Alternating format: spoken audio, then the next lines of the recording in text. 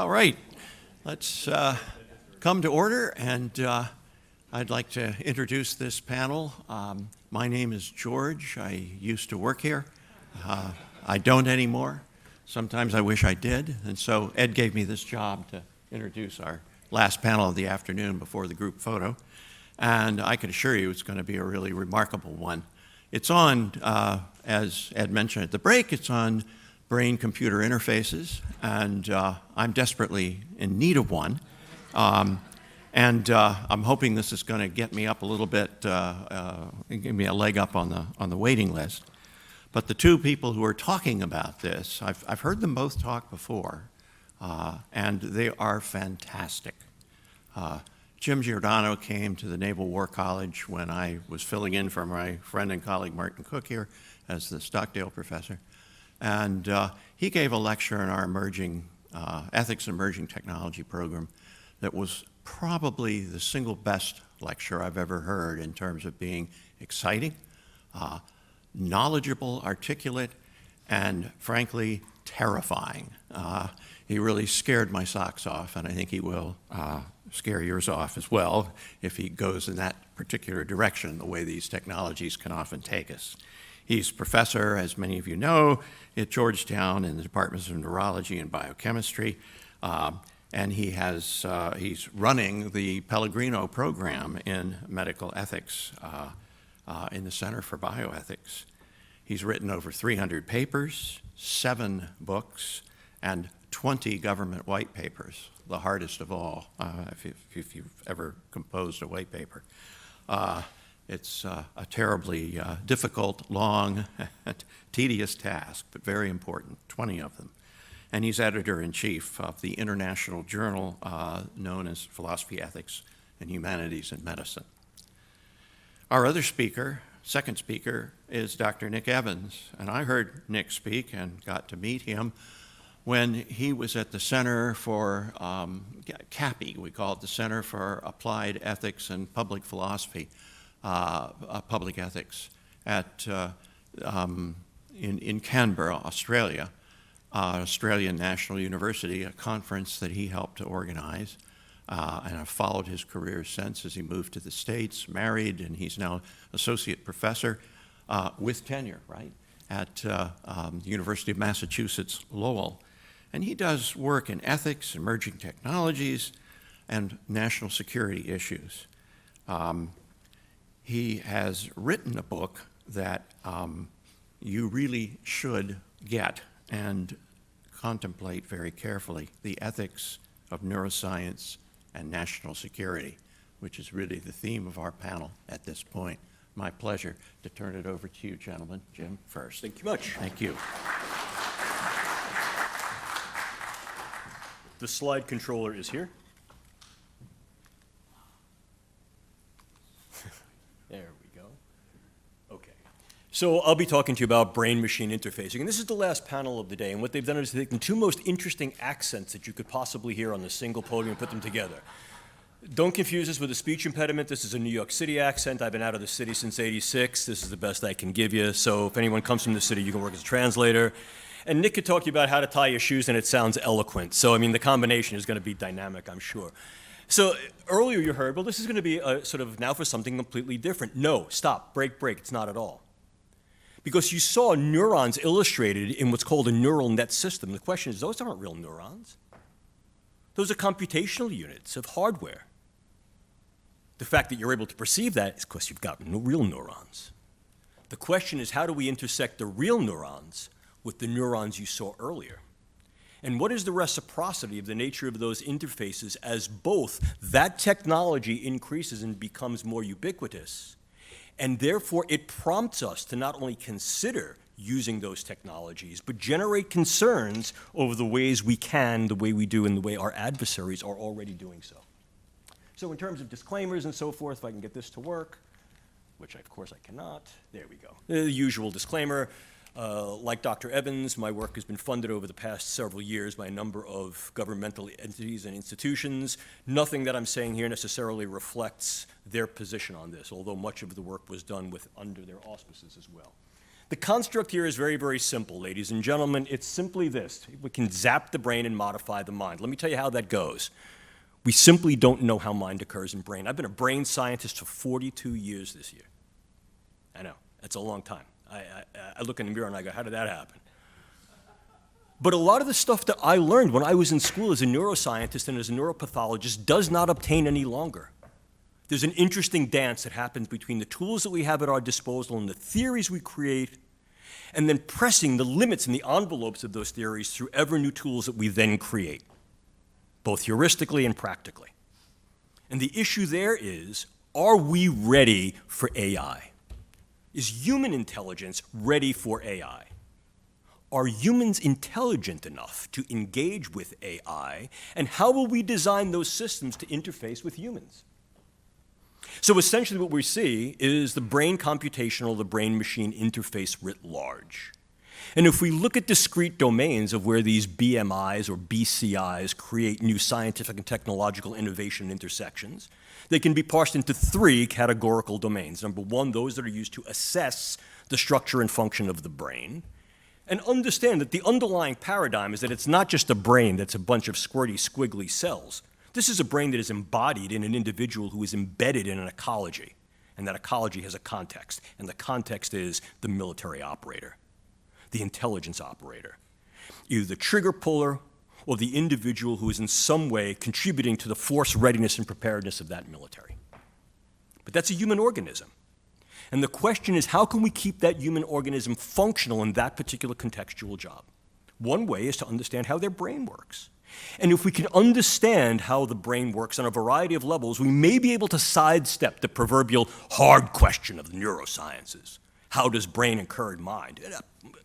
This is proverbial, realistically. If we have a large enough pattern repository of data and we can use those data, we can make maps.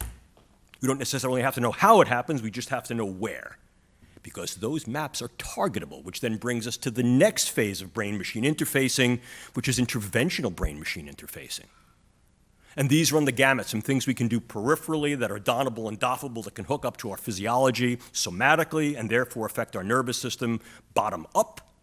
Things that are donable and doffable that we can put into headsets, helmets, wearables, semi-wearables, and ever more those things that are indwelling and that need not necessarily be a surgical implantation, because state-of-the-art now is for next-generation non-surgical neuromodulation.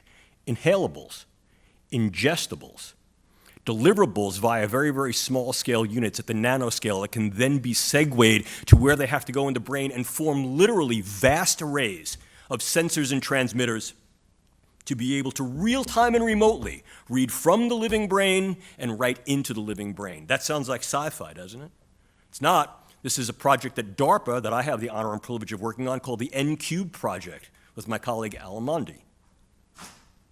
This is a Heilmeyer catechism for 60 calendar month evolution. So in 60 calendar months, we will be there. Why is that important? Because our trans-Pacific near-peer competitor will be there in 42 months.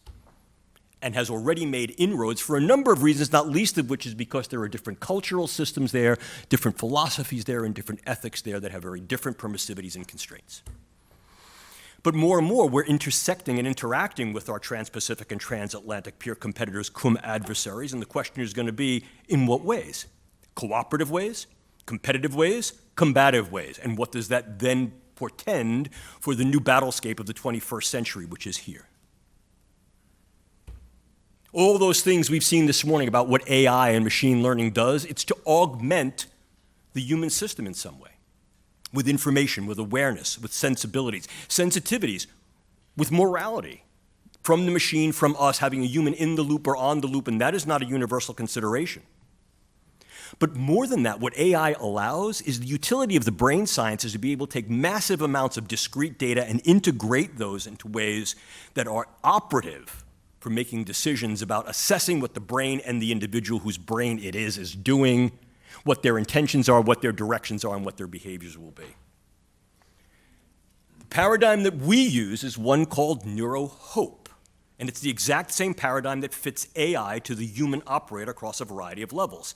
Keep the human operator healthy, make them operationally protected, and enable them to do certain things. What? Mission-specific things. The better they can do those things, the more they're going to be operationally protected. The more operationally protected they're going to be, the more survivable they are. The more survivable they are, the better. Enablement pushes the window open ever further on human optimization via the ingrained interaction of human and machine systems. Recognizing that the brain is not a computer per se, it is a computational set of units that can be augmented by reciprocal ongoing interaction with machine learning systems and AI in a systematic approach that our group has referred to in 2011 as NeurInt, neurological intel. For those of you who are interested, I provide a reference at the end. It augments SIGINT, COMINT, HUMINT in those ways that provides reciprocal learning between the machine system and the human systems. But more and more what we're finding is we're using these brain technologies not right of bank to fix it when it goes boom, but left of bank to make it better so that we can make the human operator more capable, more cognitively resistant, more resilient, and more recuperative. But we're not alone in this enterprise. Sir, I've had the pleasure of working with our European colleagues on the European Human Brain Project that has created particular guidelines in terms of those ways that the brain sciences, together with artificial intelligence and machine learning, can, should, or should not be used in national security, intelligence, and defense contexts, or in the European parlance, WINS, warfare, intelligence, and national security. But we'd like to think that our international economic and military allies are singing off a common rule book, if you will, but that's not universal. Our trans-Pacific competitors advocate the fact that there is a long-standing culture that has different needs, different values, different philosophies, ergo different ethos, and views human-machine interactions and human rights quite differently. Who are we to tell them how to treat their culture? How dare you come into our living room and tell us how to decorate? When the problem really is that they can do things that we can't. But more than that, those capabilities are inviting and actively soliciting research tourism and medical tourism, so that the reality of putting devices into and onto the living brain, at least medically, if not for lifestyle purposes, ergo Neuralink, that is an entrepreneurial venture, not one necessarily bounded by biomedical ethics, becomes something to consider globally in terms of how that affects global biodefense and biosecurity. So what are the ethical issues we deal with?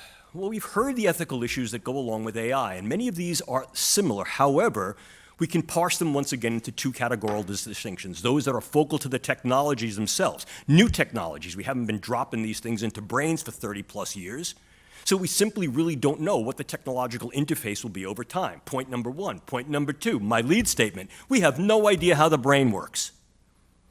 The only way we'll know is if we go and we do more of these particular types of technologies, but what you're really doing is you're shining the light directly in front of you before you step, and in some cases you're shining it behind you. You're using the lamppost the way a drunk does, first to navigate to the post and then to lean against it. The question is, what happens in the intersection of unknowns? And what does that mean? Because there will be unknowns. Some of them, in the parlance that you may governmentally be familiar with, unknown unknowns. And are we ready for those? Runaway and anticipated effects, and not just runaway and unanticipated effects from the technology, social runaway effects, cultural runaway effects, collective and community runaway effects. I want this stuff. Why? Because it makes me healthier, more operationally protected, more enabled. But for how long? And what do we do with those who we enabled? And what do we do with those who are not enabled? And this brings us into those social domains where ethics then interfaces those things that are socially and culturally relevant. And we see these here before you. Is there some inviolability of the mental space, what the philosopher and cognitive scientist Rita Farahani refers to as cognitive liberty? I mean, we're really going into the substrate of the thing that makes us us. The essence of self, if you will. I don't care how you disguise it. What we are doing is we are scanning the brain, and from that, literally, interpretively reading its functions, which are mind, and we are then utilizing these capabilities to then back intersect with that brain and therefore control brain structure and function, ergo mind. I don't care what kind of game you play. It's mind reading and mind control. Blatantly so. The question is, should we? And if the answer is no, what will we do about our competitors globally who already have? Which then brings us to these other issues. Not just the autonomy issues that go along with this, but certainly those issues of perhaps justice. Who gets the goodies? Not only a question of them, whoever they may be, but on our side. How do we decide who becomes healthier, operationally protected, enabled, enhanced, and to what extent do we take that optimization? Where are the limits? Where are the boundaries? And ultimately, what does this then mean for informed consent when we can only provide information up to what we know thus far? And are there contingencies that go along with this? And what does that then mean for things like perhaps coercion, implicit or explicit coercion, inclusive of social coercion on a grand and global scale based upon the fact that our international peer competitors already have a foot in this pond? There are additional issues as well. These are what we call neuroethical, legal, and social issues, and I have them for you here. I usually thumb my nose at anyone who reads a slide. You can read this pretty well for yourself.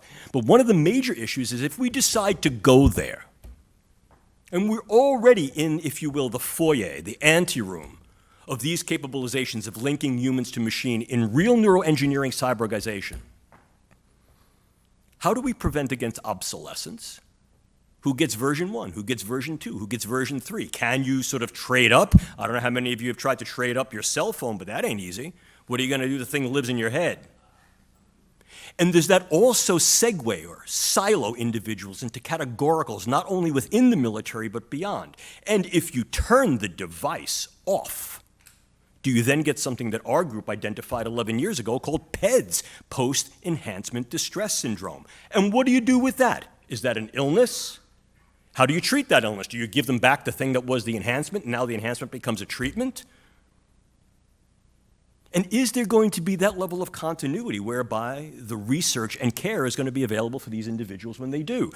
What we've advocated over the past 12 years is something called the Operational Neurotechnology Risk Assessment and Mitigation Paradigm that grew out of our initial work in the Heilmeyer Catechism with DARPA from those projects spawned by the BRAIN Initiative. And here a deep nod of homage to my colleague, former Lieutenant Colonel William Casebeer, U.S. Air Force, who stood up a NELSI panel. Basically, it was a moral legal advisory panel that was very proactive. And the way we looked at this is this was a super speedway. Think of all the analogies of a Formula One race. They all obtain lots of technology, and everybody tinkering the technology to be the fastest on the track. Multiple entries per group, very, very fast pace, not without danger, not only on the track, but to those who are spectators. And of course, the technology is therefore translatable to stake and shareholders off the track. Everybody wants their brand new Corvette or their new truck to have the engineering and design stuff that was going around Le Mans. No different here. Just take a look at Elon Musk's Neuralink. So what do we do with this? If you're going to get on that track, you have to be able to engage risk assessment when you're on the on-ramp. See how that works? Operational Neurotechnology Risk Assessment and Mitigation Paradigm begins with 6 R's. Responsibility for realistic assessment of the neurotech. What can it really do? We don't need pie-in-the-sky, chicken little cry wolf stuff. Science fiction is great, I love it, but not here. Let's not spend our money on that. Research evaluating real uses in practice, both preemptively and during. Responsivity to burdens, risks, and harms, recognizing the burdens are always going to be greater than the benefits because the benefits are the low-hanging fruit and most proximate. The more something is out there, the more burdensome it tends to become because the more diversity and fractal diffusion in its viable use or misuse. Revisions in the tech and the way we talk about it. And then obviously this has to be based upon key questions. What are those key questions? The 6 W's, as you see here. What neuroscience and technology are we considering? Why is it being considered for use? Who will receive or not receive the tech? When will it be considered in terms of an algorithm? Where? Early on, later on? Must there be failures first and then these be compensatory for those failures? Are those failures operational failures, military failures, etc.? Where will it be done? Field hospitals, clinics, in the field? And then ultimately, which mechanisms are going to be in place for the continuity of research and or provision of care that we feel are so important for these next set of framing contingencies, the 6 C's. What are the actual capacities and capabilities of this thing as it exists? Not in RDT&E, but at its tech readiness level for deployment. the ecological validity of this thing in the field, not only idiosyncratically, but systemically in terms of risk. What are the consequences, both of using this and not using it? Consequences, omission and commission. What is the character of the research, and what is the character of the application, and what does that then do to the character of the user, share, or stakeholder? Beyond that, what are the contexts of value? We're talking about military. Ethics must be about the effort, and this is about the military. But in an open liberal democracy like our own, there's a relative transparency that must be upheld. And characteristically, what tends to happen is that our military personnel transfer back into the civilian world. Are we ready, with terms of our civic institutions, to uptake those individuals and care for them? Which then leads to the contingencies for consent. At very, very least, we must tell them, yes, there's going to be ongoing research, or no, there's not. You want to be a neuronaut and bravely go neurologically where no one has gone before? God bless you, Captain Kirk, but there's no going to be any wire, net under the wire you walk. You're on your own. And I got to tell you, I worked at SOCOM for a long time. And you and I both know that there are SOCOM men and women who'll lick the sweat off a pig if it's going to make them a lot more operationally viable. And for many of them, they're like, it's okay, give it to me. But then what do we do with the VA? What do we do with families? What do we do with social responsibility to the polis in an open society where the military, in fact, serves the polis? And what does that mean? Do I have answers? No. I mean, I have a paradigm that we used over the past decade to be able to set up the risk assessment orientation that must be fitted to some ethos. But here, too, what ethos? As my colleague Dr. Evans will tell you, this is a major issue. Civilian ethos, military ethos, S&T ethos, our ethos, or the competitive ethos of the global market. But what's absolutely necessary, ladies and gentlemen, is to cash the reality check. No bull. What can the neuroscience and tech do in combination and in yoking with our machine learning and AI systems, and what does that mean for the 21st century warfighter, intel operator, and beyond? What does it mean for individuals elsewhere in the world who may be so enabled that now may be part of the participatory populations in which our military populations and our military collectives are engaged? What does it mean for neuroethics? We've talked about the need for certain new ethical principles, non-obsolescence, self-creativity, citizenship, and how these may comport, for example, with an understanding of cosmopolitan ethics that in some cases deconstrains the use of these technologies in other cultures that we will likely face on a competitive, if not combative, battlescape. And then ultimately, going forward, what does that mean for those civic institutions in which we then engage our military? Because the last thing in the world we want to do is use this type of science and technology to untangle the Gordian knot of the brain-mind, only to open a can of worms of its reality and actual use in practice. And so I leave you with this. Quick story, and then I'll hand it over to my esteemed colleague. My dad was a nautical engineer, worked at American Electric Boat. He was a plank holder on the USS Nautilus. For those of you at the Naval Academy, you know that is a very esteemed vessel in naval history. But as an engineer, he liked to tinker with stuff, fix stuff. And it was our father and son interaction when I was a kid. He used to help me build stuff, and I used to work in his workbench. And he was a good teacher, my old man. What he would do is the first Tuesday of every month, he'd bring home a new tool, and then we'd spend that month using the tool and learn how to use it. We started pulling this gig when I was about 6 years old. I was the exact same height then as I am now, by the way. And so I remember one day he came home, I was about 10 years old, and I was downstairs working on the workbench on some project we were fiddling around with. There's New Tool Tuesday, and my dad comes home and was like, here's a new tool. And in my youthful impulsivity and thinking that I knew what I was doing, I grabbed the tool and was like, thanks, Dad, and was going to go barrel button downstairs. My dad put his hand on my shoulder. He said, whoa, Jim, stop, slow down. With this one, measure twice, cut once, because sometimes you're not going to be able to take it back. Thanks, Dad.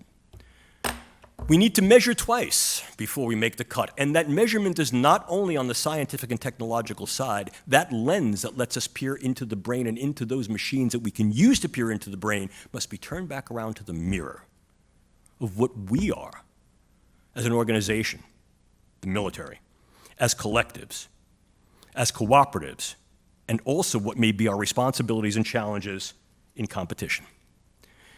If you're interested in some of the work we did over the past decade and a half, I provide these references for you here. I'll be happy to provide them for you if you want the handout. Our white papers, as we mentioned, here. And if you're interested in getting in touch with me, that's where I live. Feel free. Get in touch. james.giordano@georgetown.edu. Order right now and get a free brain implant. Thank you very much, ladies and gentlemen. It's a pleasure. Over to you.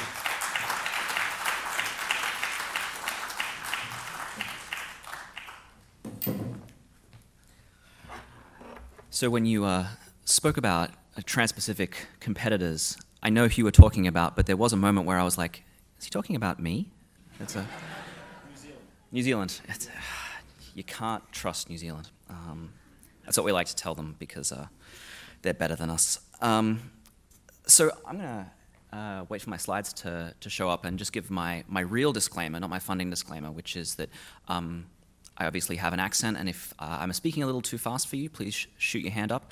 I do have a 45-minute lecture on the differences in Australian accents, which I'm happy to give at the reception. I don't want to spoil it for anyone, but Steve Irwin's accent is not what you think. Can I get this up? There we are. All right. Very simple slides. So to get started, the actual... where am I going? Am I getting anywhere? There we are. I'm very fortunate to be funded by the US Air Force Office of Scientific Research through the Minerva Research Initiative. I'm also funded as a Greenwald Foundation faculty scholar, which is an independent bioethics research funder in New York City. Obviously, my views do not reflect those of my funders, and they're very glad for it. And I'm very happy to say that this is a collaborative project between myself and some very, very excellent scholars, including Dr. Neil Shortland, who's my co-PI and a forensic psychologist at the University of Massachusetts Lowell, Dr. Blake Hereth, who's currently my postdoc at UMass Lowell, Dr. Jonathan Moreno, who's a professor at the University of Pennsylvania, and Dr. Michael Gross, who I think may have single-handedly invented military medical ethics one day in 2004 at the University of Haifa. So I am going to talk about science fiction, and that's because 21 years ago, I bought my copy of Halo, which for some of you will mean that you're going to be disgusted at how young I am, and for some of you, you'll be disgusted at how old I am. I want to come to this primarily because, as Jim pointed out, there's a lot of, and I'll kind of get to kind of the technical term for this, there's a lot of hype around what brain-computer interfaces can and can't do. And there was an article in Nature this morning which estimates that there's approximately only 35 people with an invasive full brain-computer interface in their head right now. Right? That's not a lot. For those of you who have done any biomedical research, you can think of the power calculations involved in getting any kind of clinical data out of 35 people. It's not great. Nonetheless, we do have some really interesting things that we have learned.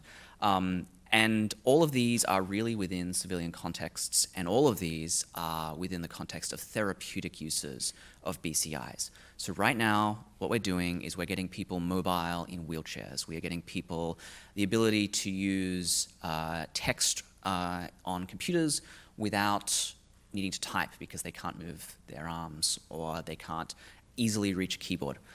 This is what we do with BCIs, right, is a therapeutic use. But what I'm going to talk about is enhancement. Because one, that's something that the US military is very interested in regarding BCIs and have been for many, many years. The other reason, and as a personal anecdote, the funding that I received currently from the US Air Force was originally an application to the National Institutes of Health. I feel free to say this now that I have tenure and no one can get rid of me. I applied for an RO1. I got a really good score. We got to what's called just in time, which is when we're doing our IRB. And I got a call from a program officer. And for those of you who work in the federal government, you'll know that any time someone from the federal government decides to give you a phone call and not send you an email, it's because they don't want to be FOIA'd. And he got on the phone and he said, look, here's the problem.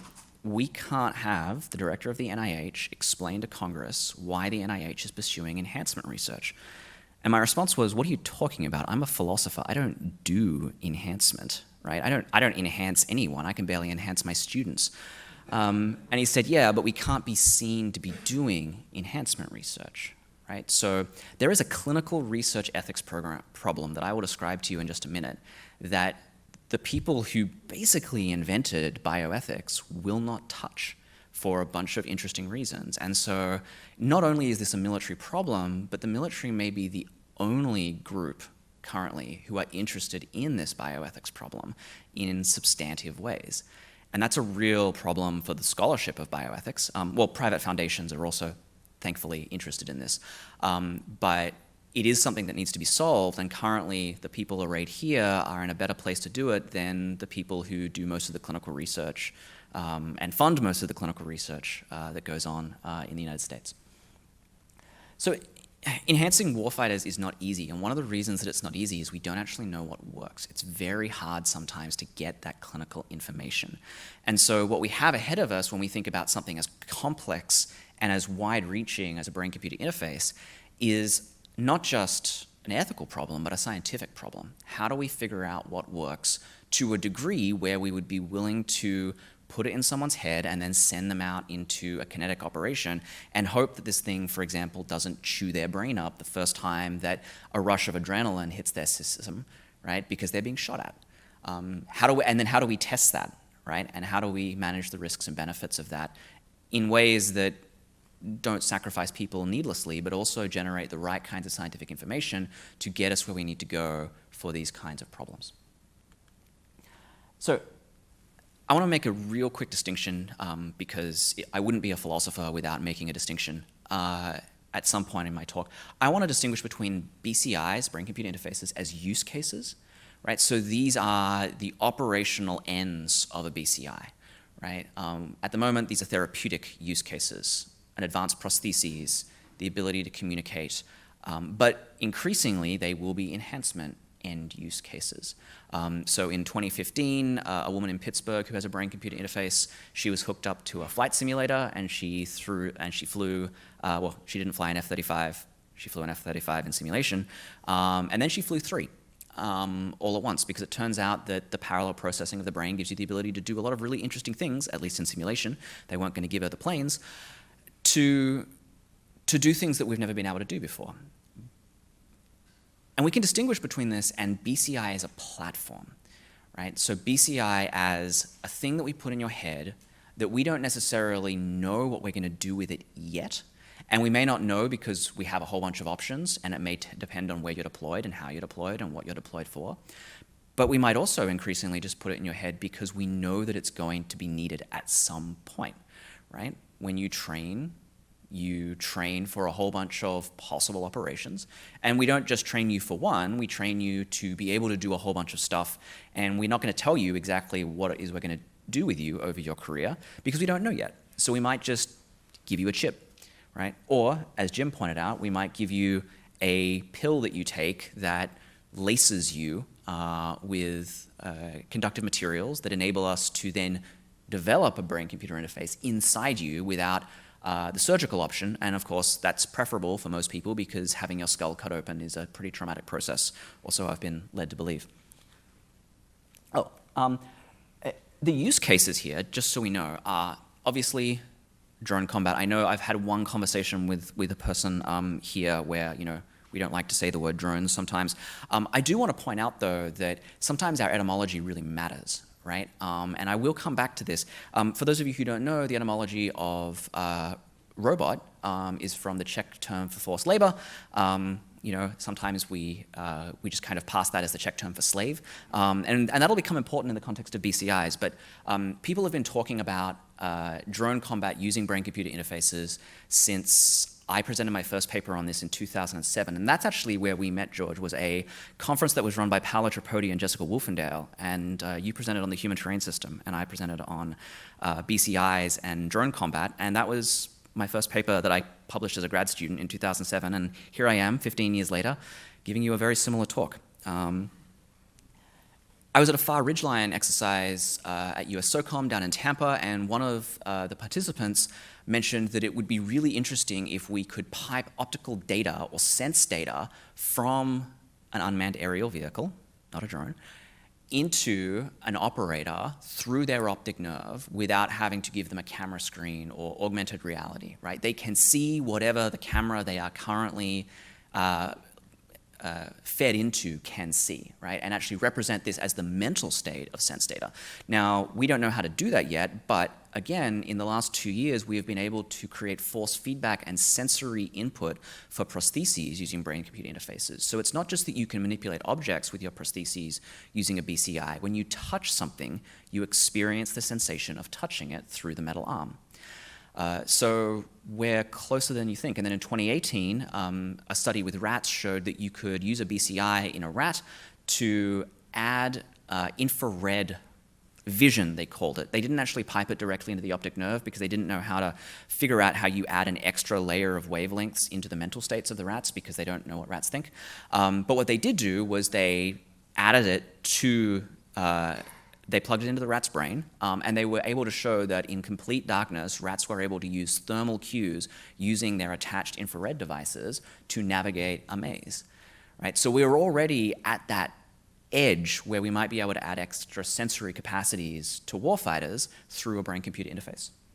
And then Ed Almondi and Bill Casebeer, both DARPA program officers, Bill's been doing this for, gosh, a really long time, and they've been revolutionizing this entire program, and one of their holy grails is the ability to use a brain-computer interface to attach a person to an artificial intelligence, right? To take that thing that we've been hearing all day, that AI is designed to do the things that humans do, but it can do better, and leave the bits that humans do really well to the humans, and just add them together, right? Human-machine hybridization. And this is a real potential goal of BCIs.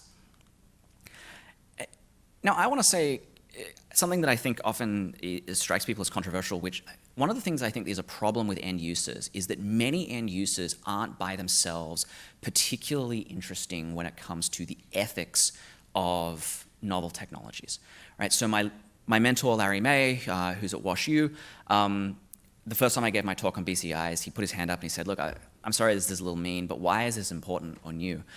Which as a second-year grad student is just crushing to hear. But he was right, in the sense that if you're piloting a UAV and that UAV has weapons capability and you perform an act that is a violation of IHL, does it matter whether or not you did it with your brain or whether you used a joystick, which, spoiler, is in some causal sense attached to your brain, to do it, right? It's not clear that BCIs kind of produce these novel kinds of ethical issues in this way, right? So the upshot is, if the US government is doing something that it shouldn't be doing, and it's doing it through BCIs, then it doesn't matter whether or not the BCI is involved or not, it's still a putative, unlawful, unjust, unethical action. I'm very fond of this, right? Please buy my book. There's a couple of chapters devoted to what Jonathan Marks and Cordelia Fine have referred to as neurohype, right? And this is not a reflection on neuroethics per se. During the genomic era and the Human Genome Project, we had exactly the same problems. We find a bunch of end-use cases because scientists are really interested in them, and we go, oh, what are the ethical issues of these? It turns out that they're exactly the ethical issues that we expected all along, because the enemy is still us, and we're still worried about our own behavior. But I think that there are important new developments that we can think about, and those are BCIs as platforms. All right, so platforms are use independent in some ways, right? Think about the internet. We can use the internet from everything from family photos to warfare, and famously in the musical Avenue Q, pornography. The big question is, what are the ethical issues around BCIs as platforms? And Jim's already hinted at some of this, but I think that this is kind of where some of this really interesting work can be done, and where some of the risk assessment has to be very careful, in part because we're not just looking at the 10-year kind of milestones around what this research can possibly do, but because we're trying to engage in a program of institutional change, we do have to think about the 20 and the 50 years, just because institutions take a lot of work to change. And if you don't change them in the right way the first time, you may not get a second chance. So there are ethical issues around using BCIs as platforms. That is, the tool that could be used for a range of other end use cases, which is how we develop them from a concept to final use, their properties as military technologies and their users, proliferation and restricted uses. These are the kinds of issues that will arise from BCIs as platforms rather than merely as end-use cases, because a lot of the end-use cases, as I've kind of just advocated for, are end-use cases that we already kind of know how to deal with. So I'm going to adopt what a philosopher would call a casuistical method, in the sense that I'm not going to give you an analytic framework for how we should think about these. I'm going to give you three, I think, really important or key cases for us to think about as we kind of move forward into discussion. The first is, and this is my baby here, so the first is the ethics of BCI research for military applications. And the research does a lot of work here. right? How do we get from our N of 35, that is the total number of BCIs in people's brains today, to a clinically validated BCI that the FDA or whichever regulatory apparatus we need, right, or we think is justified, says you can go for this, right? And that may include cost effectiveness measures, it may include long-term follow-up, right? How does the BCI wear? I teach a whole course on the ethics of medical device design, and let me tell you, the number of experiments where people have had an artificial hip put in, and everything looks good, and they go away, and then the 5-year follow-up, and everyone's grown a biofilm, right? And they're now all on long-term antibiotics or having to have their hips replaced again because there's weird bacteria growing in their system, right? We're going to put something in you potentially, even if it's just through a pill, right, that may grow things that really have no business being in your brain, right? So we have really strong manufacturing concerns that we need to think about, and this kind of provokes some research ethics issues.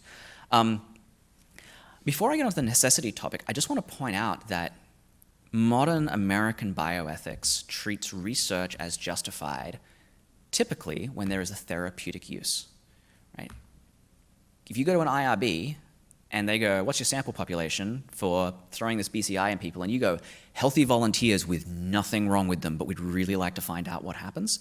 The IRB, as a chair of an IRB, is going to go, oh, no, right? And maybe not even for ethical reasons, right? I mean, I'm a huge proponent of enhancement research. That's my gig right now.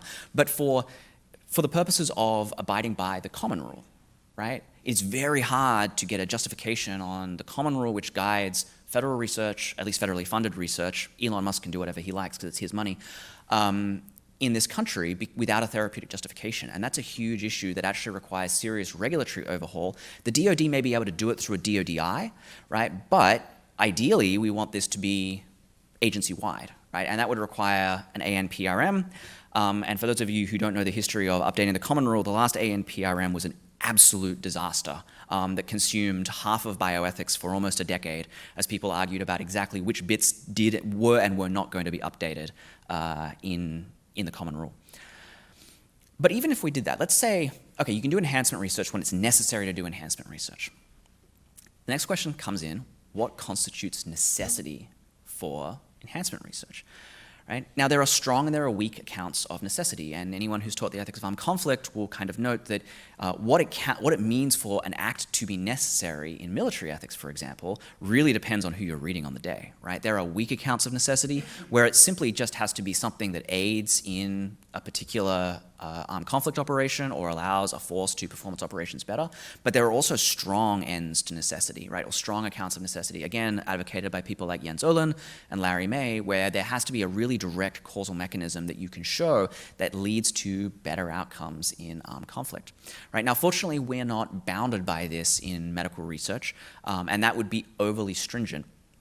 But I want to point out that this doesn't allow for simple harm reduction approaches to enhancement research, right? Because one way you could do enhancement research, and a way that I and my postdoc Blake have advocated recently in a paper, is simply on a harm reduction approach, right? And here's the idea. I used to teach at the University of Pennsylvania, and I noticed very quickly that a lot of my kids were a little jittery. And I kind of asked some questions, and it turns out that these future aides for senators and legal clerks for Supreme Court justices were not only taking Adderall when they absolutely did not have ADHD, they were taking Adderall and modafinil together in order to cram for finals, right? And I went over to the medical school and I said, hey, what are the interaction effects between those two things? And we did a little bit of research, and it turns out no one knows, right? Total black hole. Why? Because we haven't done good research on Adderall or modafinil as a performance enhancement. We just don't have the clinical data on it. And so I've recently advocated for what's effectively a harm reduction approach to enhancement, which is I've had an untold number of cups of coffee today. Right? I am a performance-enhanced individual, right? As we all are, I suspect. But if I'm going to do this anyway, right? The harm reduction approach isn't, you can only do this in situation X. It's, if you're going to do this, be safe, do it with friends, right? And if things get weird, tell someone and go get help, right? Which is something that we're more used to with kind of permissive parents, let's say, around their teenagers than we are with fully functioning adults. But again, a member of this far ridgeline exercise at US SOCOM once said to me, I'm not in the NCAA, right? If I need it and it helps me complete my mission, I will do it, I will take it, I will have it put in me, right?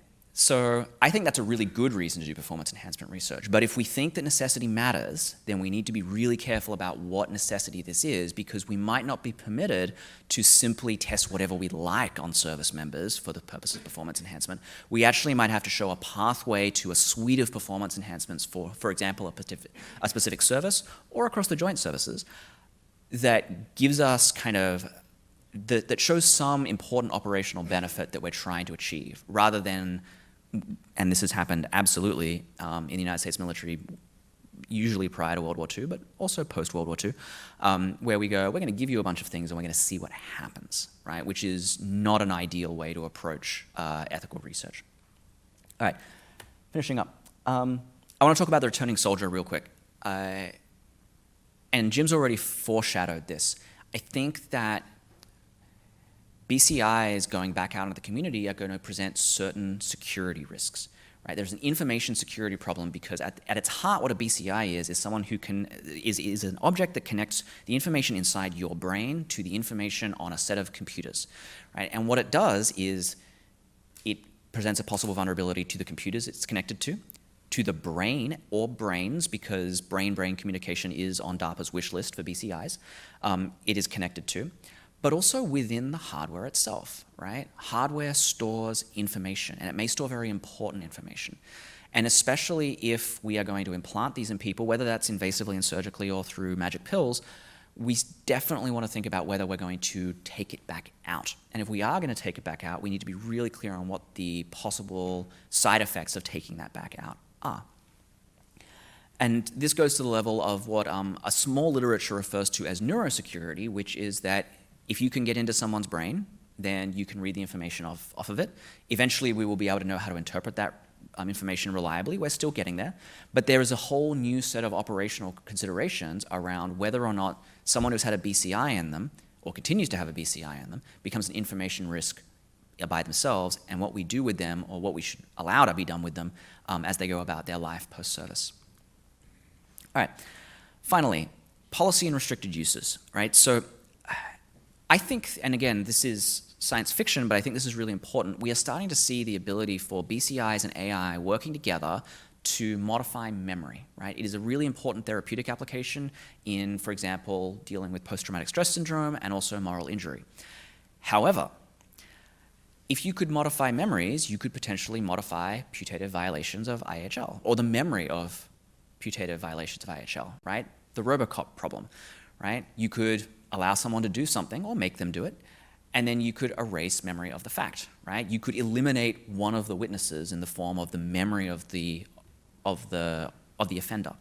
And importantly, right, and I don't want to kind of besmirch Paul Verhoeven by talking about the remake of Robocop for very long, you could do it potentially in a way where it's not clear that the person who's having their memory modified is going to know that their memory has been modified. And we already know this from cognitive psychology, is that you can implant and remove memories through behavioral modification where the person does not realize that their memories are fake. They have a real experience in their own mental states. It is continuous with everything else, right? The brain isn't good at going, oh, that's definitely a thing that didn't happen to me, right? And so that makes for a really challenging set of circumstances. And there may be policies that we want to put in place that limit the ability of what we can and can't do with a BCI when it comes to memory modification as a matter of law.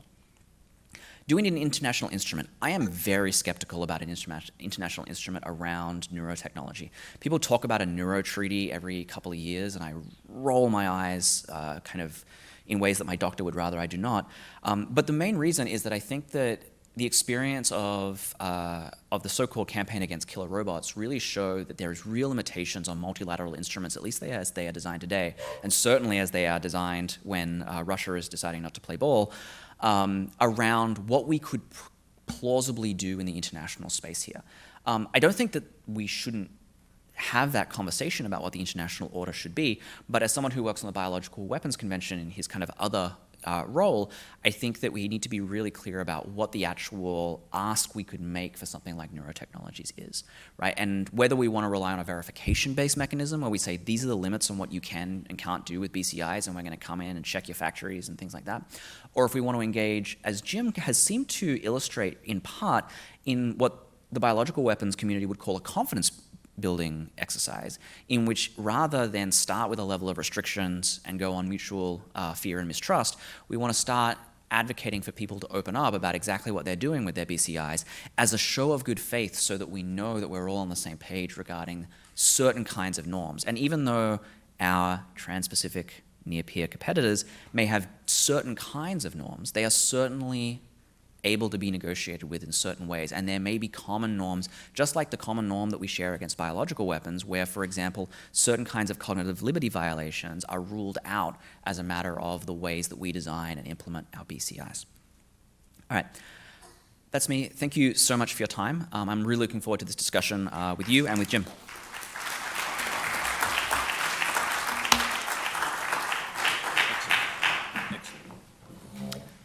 Questions from the group? Sir, straight back. Right down the middle.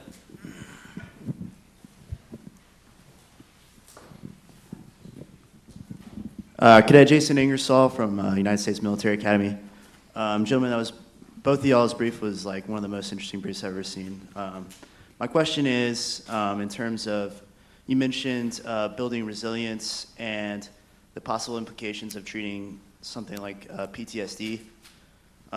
There's clear advantages to soldiers who are combat veterans who already have PTSD, but what happens if this technology is given to a government? Does it increase the likelihood of them putting soldiers in situations where they can develop PTSD? And what are the implications if militaries, or the soldiers in militaries are essentially immune to these like highly traumatic situations? It really speaks to Nick's casuistry model, number one, but it's been actual consideration, number two. The idea is if we engage preemptive screening utilizing these different forms of neuroscientific techniques and technologies, are we able to pre-identify certain individuals who may have predispositions or certain biases towards what we call performance capability trajectories, or, if you will, certain vulnerabilities. And the idea there is not to keep these individuals out of military service per se, but to recognize that some individuals may need to be segued into particular silos of operational duty that are more accommodative to what their particular biological risks are. They run the gamut, literally, from the biopsychosocial, from the genetic all the way to the phenotypic, and from the cellular to the social. There is a model for doing this, for example. We can take a look at our Israeli colleagues where national service is an obligatory responsibility. And we find is that the level of national service, inclusive in the military, engages a broad spectrum of what is considered to be neurodiverse individuals. But over and above that, the level of screening also is very, very important to ascertain individuals' vulnerability to risk and harm. This is not a precedent that has to be made. We've already done it in the military. I was a former aviator, and the idea of going through aviation screening, the idea of taking an individual's genome and phenotype, for example, for sickling cell heterozygous diathesis, who's capable of engaging certain types of activities? Are they going to be physically qualified? And if the answer is no, can we physically qualify them and let that be a risk that is assumed? Already exists at least on paper and in precedent in practice. And the question then is, as we expand the portfolio and palette of what is available, will we then translate those things into practical use, which is an available question. Nick? So I take it part of your concern is almost like a moral hazard argument, which is, so we want to prevent this bad thing from happening, but maybe that's going to lead us to do more of the bad thing in order to kind of meet our own needs. And I think that that's a really, I haven't thought really hard about this, but I think that there's a couple of things to say to it. One is that we might still have a population level view that gives us some idea that that's happening, right? We might actually be able to look for it, right? And so, I mean, not all treatments for PTSD are successful, and even BCI-based. So the way that they typically do BCI-based treatments for PTSD is they do a form of exposure therapy, but they use a non-invasive brain-computer interface to modify transcranial direct stimulation, so passing an electric current through a person's brain. And the BCI watches for the changes in neural signal and modulates the electric current. It has a decent effect size, right? But we would still see, like, you know, in this kind of future world, if some state military is like, ha, we can cure PTSD, now let's make our soldiers do things that are even worse, right? And we'll just cure them later. We would still see a definite uptick in a lot of this. So there is a way to look at this. But the other thing is that I think that this comes down to the way that the institution is going to be structured around some of these neurotechnologies, right? So we still want to kind of make sure that we're enforcing all of our other ethical systems and guidelines, which includes, you know, international law is pretty clear on this, right? That we shouldn't be putting soldiers in harm's way above and beyond the necessary achievement of their mission, right? And this goes back to, I think it's a 1992 international court case based in Israel around the rights of soldiers being not totally inviolable, right? And the unlimited liability thesis not being kind of held, at least as a matter of international law. I'm not a lawyer. I can feel the lawyers staring at me. It's very confronting. But I think that that's kind of the other direction that we want to go in this is like, yes, the moral hazard exists, but you don't try and, it's very hard to try and pin the moral hazard through the thing that causes the hazard itself. What you want to do is you want to build the institution around the hazard so that the hazard can't happen, rather than try and kind of catch the whip at its tip, if kind of that metaphor makes any sense. Yes, please.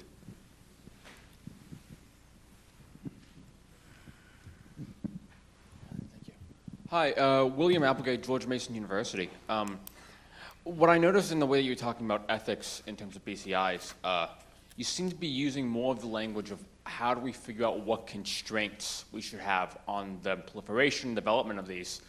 That's different than the kind of ethical talk we had earlier today in terms of ethics being like a competitive advantage in terms of the industry, research, whatever. How would you rectify, like, if we're going to have BCIs, I would think at some point the ethical discussion is going to be, well, here are some competitive advantages for ethics, for ethical behavior, rather than like, you know, like you said, short-term ruthless brutality and we'll deal with it later. So I wanted you guys to give us some insights on like where the ethics can make us better, not just keep us on the straight and narrow. I mean, so part of the way that I approach that is that, you know, I haven't been a LOAC guy in a while. I used to teach at the Australian Defence Force Academy in like 12 years ago. I'm a non-proliferation guy now, right? So I'm one of the really like dusty humans that shows up to Geneva and is like, maybe we shouldn't make biological weapons, maybe that'd be a bad idea. So I do think in the language of restrictions, right? And I kind of own that. Where does the ethics make us better? So one of the things here, again, is that we talk about performance enhancements all the time. If you do a literature, if you go out on PubMed, right, and you type in performance enhancements, and you do a literature search, you'll come up with a few thousand results, which sounds like a lot, but PubMed is, you know, what, 25 million articles, and 10 million of them are about COVID these days. And 8% of all science done in 2020 was COVID science, just so we're clear. It's crazy. What you'll find is that all the performance enhancement research is like, in a trial of cyclists involving anaerobic time trial activities, does a liter of beet juice 3 hours before competition increase like output or speed or something like that? Why? Because you can pass this off an IRB, because the IRB is like, oh, this is a no-risk problem, right? I mean, like, if you get better at cycling from drinking beet juice, fine. But you're not going to get hurt from drinking too much beet juice, as far as I know. So what the ethics can really do here is actually create a clinical pathway for enhancement research, right? Which is hugely important, right? I gave this example to Paul, who's now kind of left us. So very, very, very long story short, in 2020, I was finishing a book, going for tenure, and my wife was dying. She survived, which is really important to this story. I wasn't sleeping, right? So I rang my PCP, and my PCP said, yeah, you have shift work disorder, right? I'm like, I don't work a shift, I'm an academic. She's like, no, you have shift work disorder. I'm going to prescribe you modafinil, right? Which, for those of you who don't know, is a wonder drug that allows you to stay up for up to 60 hours without needing sleep. And unlike lots of amphetamines, which will also do the trick, you don't lose a lot of your executive function. And so I'm like, great, I'm going to do my edits, I'm going to write my book, pumped up on modafinil, it'll be great.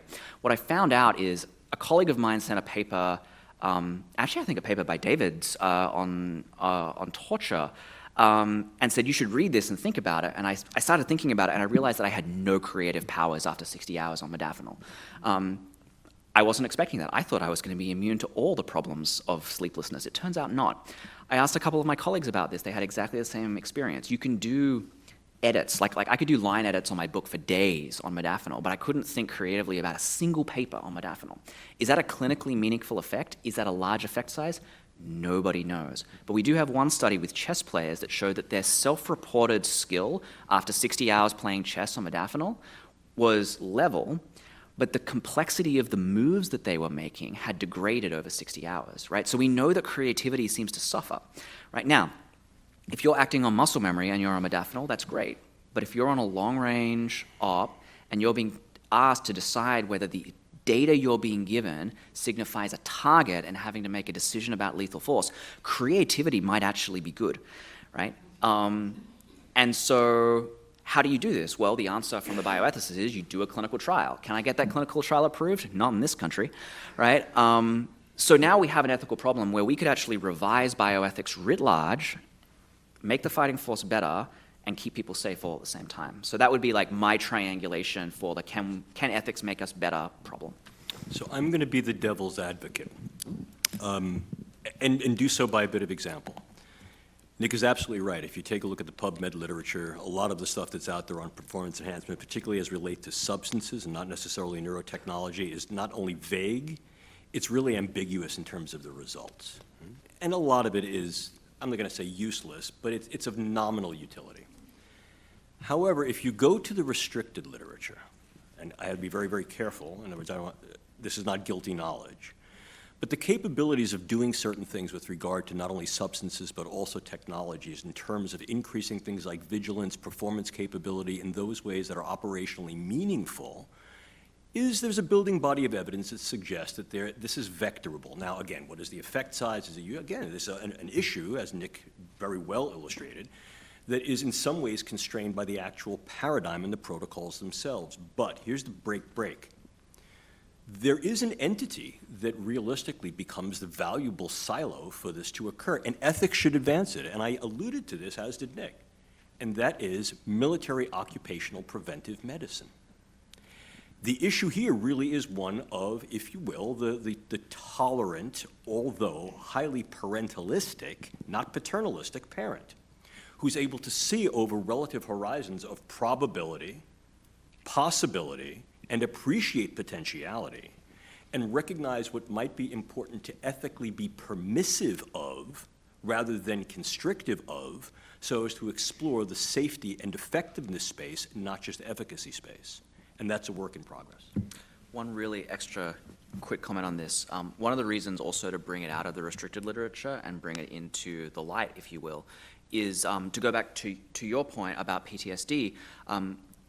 Every doctor in America today could really do with some therapy right now, right? And so it would be really useful to have some of this literature available, because the problems that we are often trying to treat and the enhancements that we're often trying to give here in the military have civilian counterparts, and the ability to kind of not only kind of help our kind of civilian counterparts with their own problems, but also then have open literature, for example, for primary care providers who are dealing with returned servicemen, the ability to know what the enhancement has done and what the long-term consequences are is going to be really, really important as we think about that post-deployment, post-retirement, enhanced warfighter paradigm, which we're entering into soon.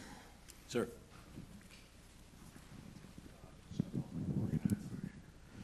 Thank you very much, gentlemen. Mike Wood, Marine Forces Cyber Command. So you both alluded to one of the things you're thinking about is once somebody that has been bio-enhanced is now leaving the service, do we now have to take this enhancement back? Do we now have to do we shut it off? What are the implications there? Aside from that, what considerations are being made that if we bio-enhance an individual, that individual is no longer considered human? That individual now loses their humanity, and we now treat that individual as inventory. Yeah, it's a wonderful question. You know, it gets to the limits of cyborgization, and it's a real word. That's Paolo Benanti's, I think his buzzword. Paolo Benanti in the University of The question here, and you want to avoid some of the rhetorical stuff, the post-human, the political transhuman. You want to take a look at the human in transition. And characteristically, we say humans are tool users. Ever more of those tools are incorporative tools, not just tools that are executive tools. But the question then becomes, what is the nature of, quote, the humanity that you're looking to preserve? Is that an optimized human according to a range of functions? And of course, those actual distinctions of what represents therapeutics, intervention, capabilization, and then ultimately modification, structural modification beyond what is, for example, a physiological anatomic norm, those are defined. The Air Force, for example, was very interested in that a number of years ago, and they wanted those definitions. But there's more to it. It's a philosophical issue, and I'll pass the ball to Nick on that because I think it speaks very, very strongly to both axiological and ontological issues that go along with this. If I do X, Y, and Z to you, are you mine? Do I own that part of you? And even if that's implicit, in other words, if I do something to you that involves some irreversibility, is that irreversibility some level of countenance or provenance that I either have to be responsible for or in some way I actually own by virtue of obligatory own or perhaps intentional own? I'm not a lawyer, but it's a philosophical question too. Nick, over to you. So I think, so let's break this up in two parts. I mean, one, and I'm just going to kind of throw my cards down the table. I am very skeptical about the idea that we stop being human when we enhance ourselves, at least kind of for a huge kind of range of enhancements, right? There might be like, I don't know, we become, you know, again, science fiction, beings of pure energy, something. But to give you an example, right, I have 2 steel pins in my shoulder from, if you ask my wife, terrible mistakes. If you ask me, a life well lived. When I went in to get my shoulder surgery up in Massachusetts at Mass General, I've done rounding on wards as a bioethicist before, and I'm normally like the youngest, healthiest, fittest dude on the ward, and I walked into this ward, and I'm the oldest, fattest, ugliest dude on this ward, and I'm like, what is going on? That's because the injury that I had is normally one that NFL players get, right? And so I was hanging out with 4 NFL players getting nerve blocks, which is kind of wild. And I mean, these dudes are enhanced, right? I mean, they are, right? I mean, you know, and like there's an open question. It's like, are they still people? And, you know, I think that this is kind of where we really have to think about humans as tool users, right? Is that we have all, at some point in our life, I think at this point, taken something on, right? You know, whether it's, you know, cadets at the gym, right, who are thinking real hard about how much protein they can get into their bodies, right? Through to brain-computer interfaces and stuff like this. Now, that kind of then goes to kind of property issues, right? And kind of once we put something in you, does that stay your property or do you become our property, right? Now, as I understand it, the Constitution has some things to say about that, but there really are kind of some deep questions about matters of policy that we're going to have to answer about what we do to people and what they get to take home with them. Right? I think the sensory data example is actually the best one for me, right? Let's say that you're allowed to keep your BCI because it's an off-the-shelf BCI, right? You know, Elon Musk provides BCIs to the whole service, right? But everyone else has them, right? So that's not the problem. It's that when you go into the service with your BCI, we attach new sensors that no other human has, right? You can see electromagnetic radiation in the ultraviolet spectrum or something like that. It's very cool. Do we take that away from you and send you home, right? I think that on the surface of it, it feels like once you have lived with that for a certain amount of time, we're effectively blinding you when you leave the service, right? And that's because human brains are plastic, right? You know, and Jim knows much more about this than I do, but you are going to get used to being that person, right? People who lift weights get used to being people who lift weights, and when they stop lifting weights, they go through weird stuff, right? And then so we're going to turn that up to 1,000 with I could see ultraviolet light, and now I can't see ultraviolet light anymore. I had an artificial intelligence buddy that lived in my head and gave me tips on how to process intelligence, and now he's not there anymore. And yes, I called him a him because we already know that soldiers will gender their remote controlled cars that they use to find IEDs and give them funerals when they blow up, right? So we're going to be so much more attached to the dude who lives in the chip in our brain, right? And I think that there are really good normative reasons to suggest that once you put that in someone's head and once you give them that sight or that new capacity, you are either you have to kind of have really defined parameters about what you're going to do when you take that away, or you have to have certain kinds of commitments that you've modified my body irrevocably, right? But it's still my body. I gave you consent to the modification, but I didn't give you consent to take it away, right? And I think that that's going to be a huge both legal and normative challenge in the future. Let me add to that. The other issue is, what happens if you get version 1.0 and 5 years later version 2.0 comes out and now you're obsolete? And by putting the thing in your head in version 1.0, there's already been what we call parenchymal reorganization. In other words, literally the nodes and networks change. So you're not a candidate to get version 2.0. And just before Ed tackles us both off the stage, or if you get 1.0, 2.0 is released. 2.0 is not actually better, but the military no longer supports 1.0, just like anyone who's had a phone for too long, right? That's right. Right? And then it breaks, and then it's like, well, sorry, like the Genius Bar doesn't fix brain implant 1.0 anymore. You're just going to have to either upgrade to 2.0, which costs God knows how much, especially no insurance company is going to insure a BCI anytime soon, just so we're very clear. I think this is a real problem, right? You know, and you may be committing to supporting service members with BCIs for 20, 30, 40, 50 years, even if 2.0 or 3.0 or whatever comes out. And so that's an economic challenge as well that needs to be addressed. Well, so much more could be said, and so let's continue the conversation over cocktails, starting now. Yeah. And thank you, gentlemen, for that. That's a perfect transition.